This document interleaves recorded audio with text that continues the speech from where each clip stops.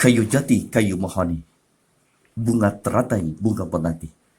Jawablah salam saat ini dengan sepenuh hati, insya Allah diberkati. Assalamualaikum warahmatullahi wabarakatuh. Apa kabar Ustaz semuanya? Subhanallah, Alhamdulillah, luar biasa, tetap ceria. Allahu Akbar, la ilaha illallah Muhammad Rasulullah, inna nabil khair.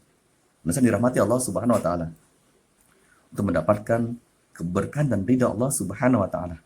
Mari sama-sama kita awali pertemuan kita pada hari ini dengan mendapatkan al-basmalah seraya berdoa kepada Gusti Allah Subhanahu wa Ta'ala. A'udzu billahi minasyaitonir rajim. Bismillahirrahmanirrahim. Rabbana zidna ilma warzuqna fahma wa amalan shalihan. Amin ya rabbal alamin.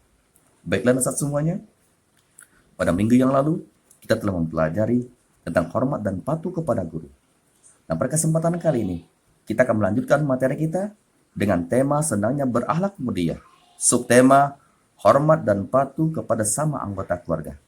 Adapun tujuan pembelajaran pada pertemuan kali ini diantaranya ada yang pertama, menjelaskan pengertian hormat dan patuh kepada sama anggota keluarga. Yang kedua, menunjukkan contoh hormat dan patuh kepada sama anggota keluarga.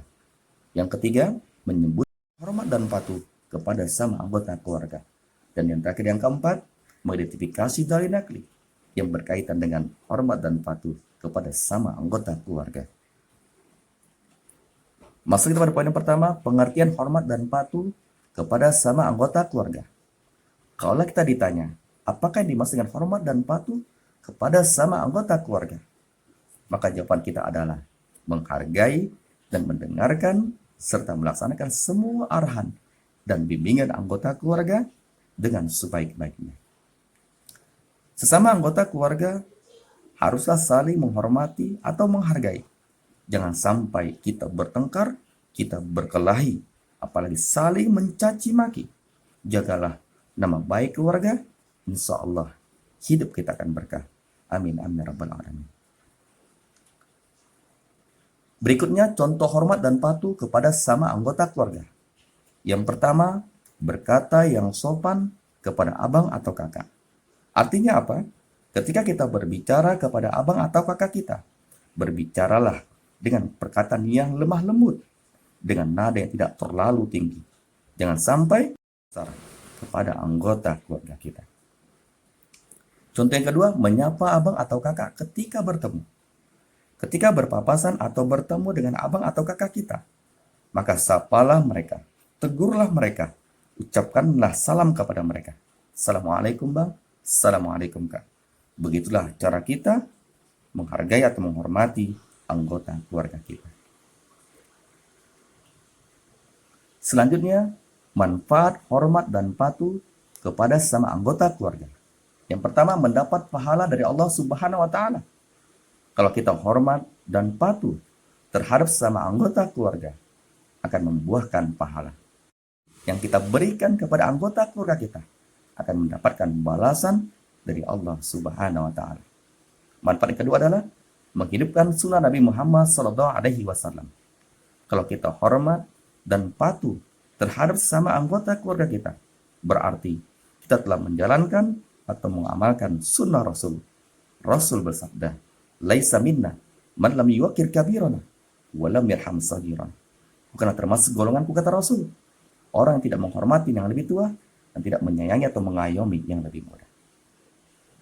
Adapun manfaat yang ketiga adalah terciptanya keluarga yang harmonis. Insya Allah, kalau kita hormat dan patuh terhadap sama anggota keluarga kita, maka keluarga yang harmonis akan tercipta.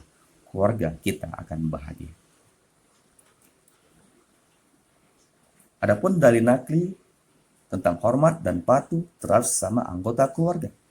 A'udzubillahi minasyaitonir rajim. Bismillahirrahmanirrahim. Wa'budullaha wa la tusyriku bihi syai'a. Wa bil walidaini ihsana wa bidzil qurba. Yang artinya, sembahlah Allah, janganlah kamu mempersekutukannya dengan sesuatu apapun, dan berbuat baiklah kepada ibu bapamu, karib kerabatmu. Quran surah An-Nisa surah keempat ayat 36. Nah, Ustaz kagumi dari penjelasan tadinya dapatlah kita ambil beberapa konklusi atau kesimpulan. Di antaranya adalah yang pertama, hormat dan patuh kepada sama anggota keluarga adalah menghargai dan mendengarkan serta melaksanakan semua arahan dan bimbingan anggota keluarga dengan sebaik-baiknya. Kesimpulan kedua, contoh hormat dan patuh kepada sama anggota keluarga, seperti berkata yang sopan kepada abang dan kakak, dan menyapa abang atau kakak ketika bertemu ataupun berpapasan.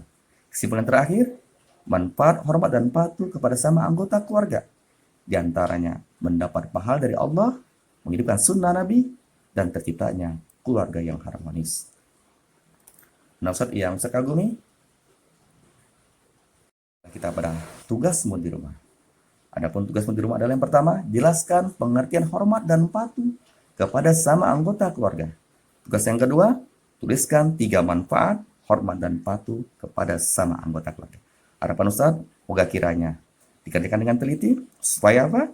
Supaya nilaimu nanti muntas atau excellent. Amin, amin, rabbal alamin. Ustaz dirahmati Allah Subhanahu wa Ta'ala. Demikianlah materi kita pada hari ini. Lebih kurang, Ustaz mohon maaf. Kepada Allah, Ustaz mohon ampun. Kiranya bermanfaat bagi kita semuanya. Mari sama-sama kita akhiri pertemuan kita pada hari ini dengan melafalkan alhamdulillah seraya membaca doa kifaratul majlis. A'udzubillahi minasyaitonir rajim.